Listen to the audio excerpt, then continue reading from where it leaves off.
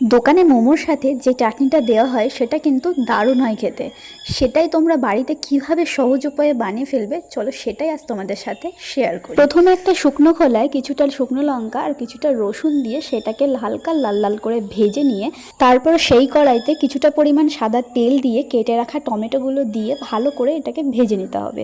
তারপরে শুকনো লঙ্কা রসুন আর টমেটোগুলোকে ভালো করে ঠান্ডা করে নেওয়ার পর মিক্সচার জারে দিয়ে তার ভিতর কিছুটা পরিমাণ নুন দিয়ে কিছুটা পরিমাণ চিনি দিয়ে ভালো করে এগুলোকে মিক্সচার করে নিতে হবে ঠিক এমনভাবে। তারপর আবারও একটা কড়াইতে কিছুটা পরিমাণ সাদা তেল দিয়ে তার ভিতর দিয়ে দিতে হবে কাশ্মীরি লঙ্কার গুঁড়ো কালারের জন্য। তারপর তার ভিতর দিয়ে দিতে হবে সেই টমেটোর পেস্টটা। তারপর সেগুলোটাকে দেওয়ার পর মিক্সচার জারটা একটু জল দিয়ে ভালোভাবে ধুয়ে সেই জলটুকু দিয়ে দিতে হবে। তারপর এটাকে কিছুক্ষণ রান্না করে নেওয়ার পর জলটা যখন একটু ফুটে শুকিয়ে আসবে তখন দিয়ে দিতে হবে স্বাদ মতো চিনি আর দিয়ে দিতে হবে একটু লেবুর রস। আচ্ছা তোমাদেরকে বলে রাখি, তোমরা যদি একটু ঝাল ঝাল খেতে চাও তাহলে এখানে তোমরা ব্ল্যাক পেপার ইউজ করতে পারো। আমার কাছে ছিল না বলে আমি ইউজ করতে পারিনি। তো যাই হোক, আমাদের টকটক ঝাল ঝাল মিষ্টি মিষ্টি মোমোর চাটনি একদম রেডি।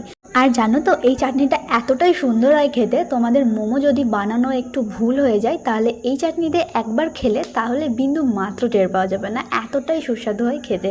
যাই হোক, আজকের ভিডিওটা ছিল এই পর্যন্ত। দেখা হচ্ছে পরের কোনো একটা ভিডিও নিয়ে। ততক্ষণে তোমরা ভালো থেকো, সুস্থ থেকো, টাটা বাই।